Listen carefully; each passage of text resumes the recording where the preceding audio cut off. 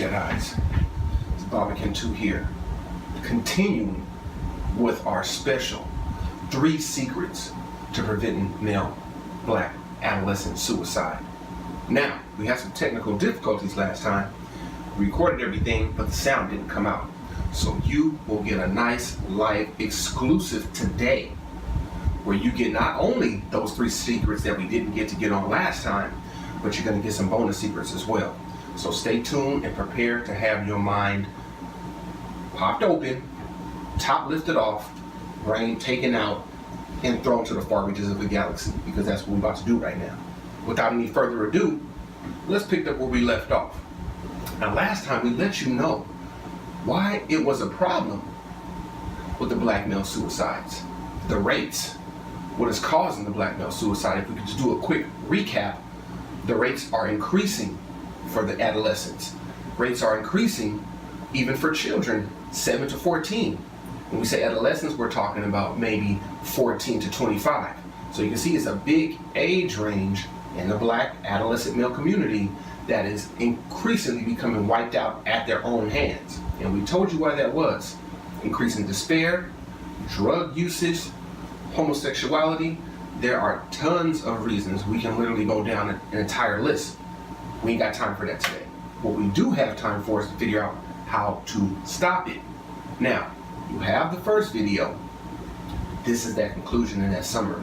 So, like we said earlier, what is it that we can do to stop this phenomenon? I say, look no further than to the sisters.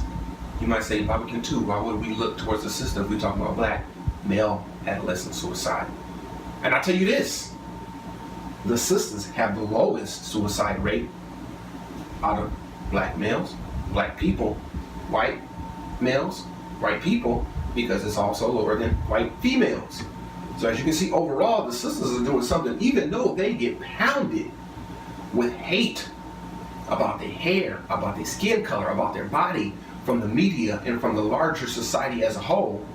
But although brothers like me and some of y'all brothers out there know that that's all false and all programmed, because we know the sisters is goddesses, and they know that they goddesses, and that's why they're not taking themselves out, because they know they need to still be here to continue the work that they do. Now, where do I get this information that they're the lowest completed suicide rate? I'll look no further than to the blog post that we've been telling you about. As I knock down my Rubik's Cube, I'm about to pick it back up right now. Baby, I am not afraid to die. Push me to the edge. We talked about this last time, but this is the blog post you need to go get from JediLearning.com. Okay? Now, as I pick up my Rubik's Cube right here and put it back to where it needs to go, let's get into some of this information. Now, why are the sisters so low in their suicide completion? That's a fantastic thing that it's so low, but why is that? Because we all know, and we've talked about it before, the sisters are tapped into the spiritual systems, okay? They use their social and their spiritual system to provide them with support, so when things get hairy and when things get rough, they reach out, become one like a bee, okay, like a beehive. The bees go out and they become one intelligence and they move like a school of fish, okay? Now you see why school is so important, because fish move without thinking. They just follow the pattern. So when your children go to school, that's exactly what they're being taught to do, follow that pattern. But without any further ado, what other things are they specifically doing that are helping them to keep everything together, so to speak? So, I quote, "If you would like to decrease the chances that a young man of African descent commits suicide, there are a few protective factors with which one should become familiar. Some of the protections for people of African descent are having spiritual beliefs and personal devotion." Didn't I just tell you that the sisters was all the way tapped into the spirituality? You almost cannot pry them apart. I don't care if it's from the black church, the black mosque, the black temple, doesn't matter. They there and they are holding it together. And they're making sure most of the children are going too. So, when I say it brings spiritual awareness, not only from here, but it also lets you see yourself beyond. So if things are not going right now, you can always look beyond and say, well, guess what? The spirit always got me. Because there's always two sides to a coin, right? We got this physical and we got the spiritual going on. That's what the upside down is about in Stranger Things. That's what the duat is about in the Pert and Harut, or the book of the Coming Forth by Day from the ancient Kemites or Egyptians. It's always about that duat. That is what the Daath is about. If you are into Kabbalah, if you study Jewish mysticism, you understand it's always about the underside or the mirroring of what's going on in the physical. So, having spiritual devotion and spiritual beliefs is key. And I didn't even say exactly which one you need to have. You just need to have one, okay? Because essentially, they're all the same. You do have Western and Eastern, which there's a big split down the middle in that one. But if you look at all the Christianities, all the Islams, and all the Judaisms, you put them all together, they're all Abrahamic faiths, and they have similar practices. But once again, the point is to get towards an African spirituality. If it is black male suicide that is a problem, we need to go to black male adolescent spirituality. So I don't care if you go to the Vodun, the Yoruba, the Igbo, the Akan, if you practice traditional Kemetic spirituality, if you are a Hebrew Israelite, if you are a Moor, whatever it is, a 5%er, okay? How can I leave out the Nation of Islam? But all of these groups cater strictly to the African community, or mostly to the African community. And because of that, that is a good place to start to develop your spirituality. It cannot give you all the answers just going into one of them, but they will provide you with some stepping stones to take yourself to the next level. So, number one secret, have spirituality and devotion. Preferably an African spirituality and devotion. Now, let's continue. So we understand that the sisters have a secret here on the brothers. There are a lot of spiritual brothers out there, don't get it twisted. What I'm saying is, the sisters have documented evidence that they have been using these spiritual factors to protect themselves from the craziness that's going on in their society. Let's continue, shall we? Now, I'm going to turn it back a few pages, because we also have this best practices in psychology. And we're going to go off some documents here, and we're going to give a little support as to what we just talked about. African American females have the lowest rate of death by suicide in comparison to African American males, Caucasian males, and females. This is according to the CDC, or the Center for Disease Control. People out there in the ATL know what I'm talking about. Now, it also says protective factors that mitigate the risk of suicide for African American females include religious affiliation and social support. Can we just say that? Risk factors for African American suicide also include being male right off the bat, okay? We are scheduled for annihilation. That's why we're here to resurrect it. Substance abuse, trees, mollies, pulling a 40 up, all of it is connected. Psychiatric disorders, which I just call extreme spirituality that has not been molded properly, and also antisocial behavior, and once again, homosexuality. Now, those are just some of the risk factors we touched on again, but let's continue, all right? What is another thing that can help our black males gain some of their power back, erect their backbone like the jet pillar so they can walk upright, okay, stand perpendicular to that square? You have to have a sense of belonging to your society, your larger culture. You have to have cultural awareness. This is different than just having an African spirituality. You have to have cultural awareness. Who are you? Where do you come from? Where do your people fit into this grand scheme of things? Now, living in an American culture, which is anti-culture, because most people from America will tell you, well, why do we have to worry about cultural appropriation? It should be everybody's sharing. But then you ask the question, I think it's pretty one-sided. People's cultures are being stolen, it's being used, monetized, a certain group is benefiting off of that, and because of that, you leave those people who have gotten their culture stolen out in the dust to share what they got. Just share, just because it feels so good to share. Wrong, okay? Have a sense of who you are, where you came from, and where you're going. We talked about that same Kofel bird. I think that was the last thing we said on the last episode.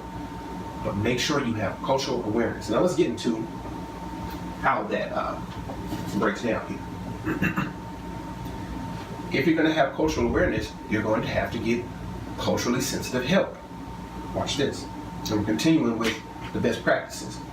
Clinicians should be tolerant of other cultures and understand their own personal biases in order to provide the best services to the people in their district. Okay? They should also be conscious of body language, eye contact, other customs that are present in the cultural group with which they are working. That should be obvious, but then this is when the heat gets turned up. Culturally competent intervention includes becoming aware of appropriate community agencies that focus on the needs of specific populations, such as culturally responsive counseling.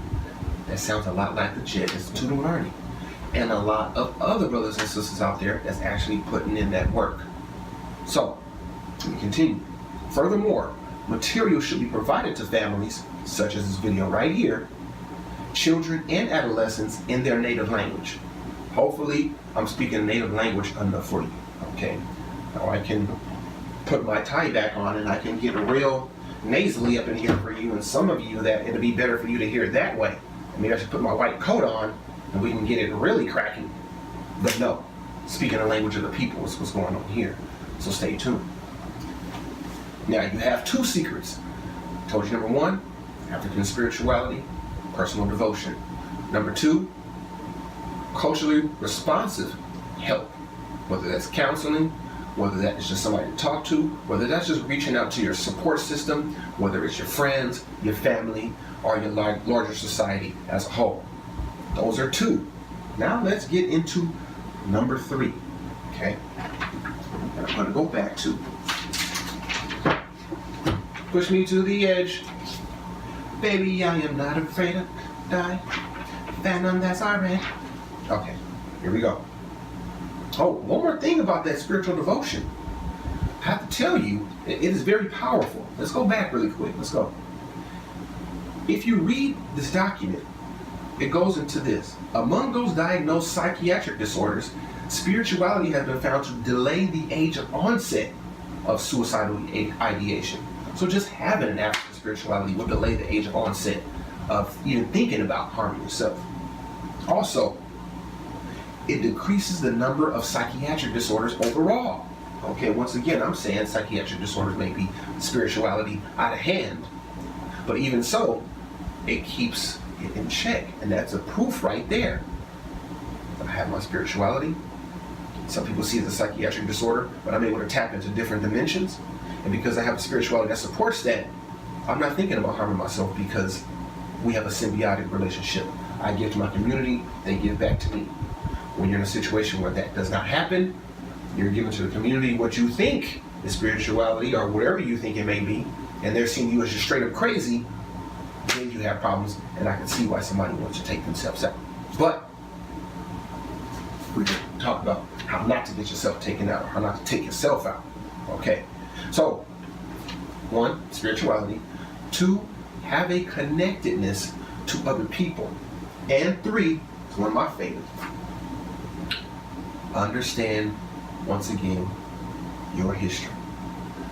Not only your history as far as an African in America, or an African in Cuba, or as a Ghanaian, or a Nigerian, or whoever you may be, but as a Pan-African, as everybody, as a larger community worldwide family, all 7 billion. You need to look at how things break down so you can see where you fit in the mold of how things work. Most people are just confused on how things go from day to day anyway, including myself on occasion. And because of that, you can sometimes lose your way, and when you lose your way, you get confused and things seem to be too much for you. You get anxiety, you get depressed, and that is a stairway to possible suicidal ideation. So, you can keep it on the straight and narrow by studying the history. Remember we told you, study your history. Whoever don't, I pity the fool like Mr. T. Study your history. That's number 3. Black male adolescent suicide prevention. Understand who you are, where you came from. Number 1. Number 2, have an African spirituality, personal devotion. And number 3, have a strong community, social, and personal relationships, when you can touch on those if things ever get out of hand. Now, I told you I was going to give you some bonus material because it's been so long since I gave you the answers, or the 3 secrets. Bonus material number 1, and most people are probably familiar with this. If you're having issues with depression or any type of cyclic dysthymic disorder or any type of bipolar disorders, be very, very careful about the prescriptions that are given to you, or especially to your adolescent. If you look up on rxlist.com, if you look up on any type of pharmacy website, look at these so-called medications, I just call them drugs, because that's what they are, that are being given to people who so-called qualify under those classifications: bipolar, depression, anxiety, so on and so forth. This is the reason why. You have drugs such as Prozac, you have drugs such as Lexapro, you have all these selective serotonin reuptake inhibitors, which literally mess with the brain chemistry, the serotonin, the dopamine, the melanin. We'll get into that connection later. But in doing so, it heightens the rate, or at least heightens the chances that an adolescent will have suicidal ideation. Not only the selective serotonin reuptake inhibitors, or SSRIs as they're known, but also stimulants. Okay. Now, let's continue. You may say, what are some stimulants? Well, one that people like to pop right now is Adderall. Okay, another one, Concerta. So those are 2 right off the bat. But I want to give you guys some information so you know exactly what to do. So once again, even Kanye West touched on it. As crazy as a lot of people may say that he is, the man drops a lot of sense in his music. Nobody knows him personally, so it's really hard to say who he is or what he does. But through the music, you can get a sense of what's going on, okay? We understand that he has been taken into a hospital, been injected with some of these SSRIs that we talked about, and turned into a zombie. But he pinpointed on his last album when he said, "Before I let you go, here's something that'll need to let you know. You ain't never seen nothing crazy then. This nigga, one of y'all is Lexapro." He even told you, when he gets on the Lexapro, he gets even crazier. So something that's supposed to cure bipolar, depression, such as the selective serotonin reuptake inhibitors, actually cause people to have suicidal ideation. So, bonus number 1, be very, very careful about the drugs they are providing to your adolescents, especially your black male adolescents. Here is another bonus material for you that you might not have thought about, okay? And this one is hard, a little bit difficult to navigate because it's very sensitive. As you can see here, there are a lot of messages being bombarded at our black males. From music, to TV, the phone, the computer, the digital domain. All of these things are too much for somebody who is not prepared for that to handle. When you look at the music, push me to the edge, all my friends are dead. Baby, I am not afraid to die. I don't want to be alive. I don't want to be alive. I just want to die today. Who sings that? Where does that come from? Okay. Not only that, but you also got shows like 13 Reasons Why that come out. And not that, but then you have tons of Hollywood suicides that seem to be glorified as opposed to really getting down to the deeper issues of what caused the suicide attempt or the successful suicide in the first place. So, as a matter of fact, if you look at Pitchfork magazine, they actually have Baby I'm Not Afraid to Die, Push Me to the Edge, All My Friends Are Dead as one of the year-defining lyrics of 2017. So that whole year they were saying, hey, it's about killing yourself. We have to protect the children, the black male adolescents from the media.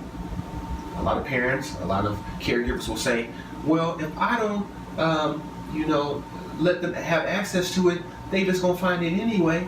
Of course. But your point is so that you can explain it to them. Sit down and watch it together with them. If you don't have time for it, then they don't need to be on it.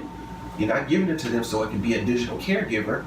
You're giving it to them because it's a teaching tool. Because guess what? If you don't teach, I guarantee you somebody else will. I guarantee you their phone will teach them. I guarantee you Facebook, Instagram, Twitter, Snapchat, I guarantee you all those going to teach them. And that may not necessarily be what you want.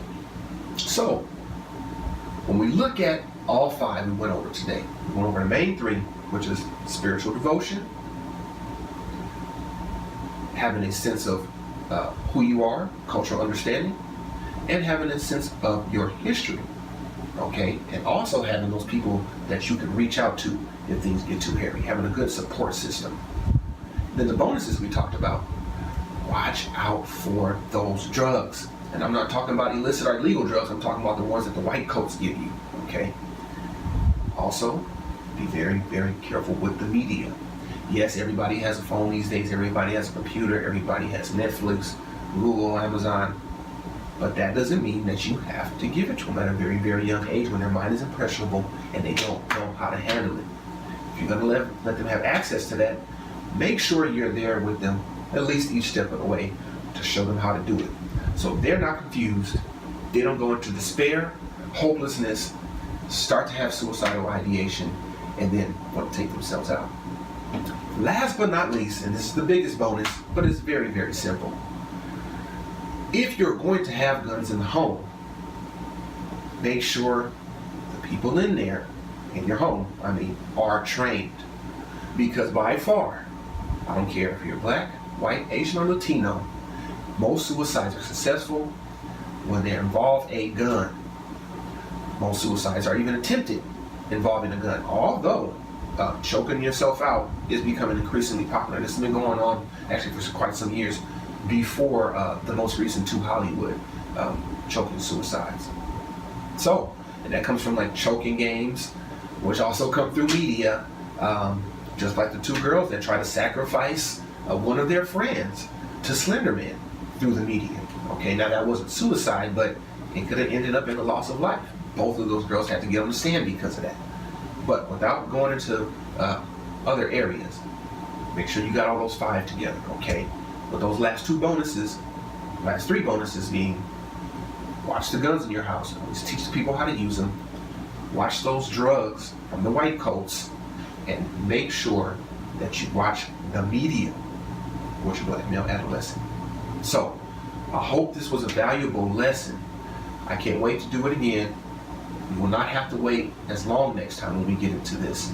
But without any further ado, it's been a pleasure.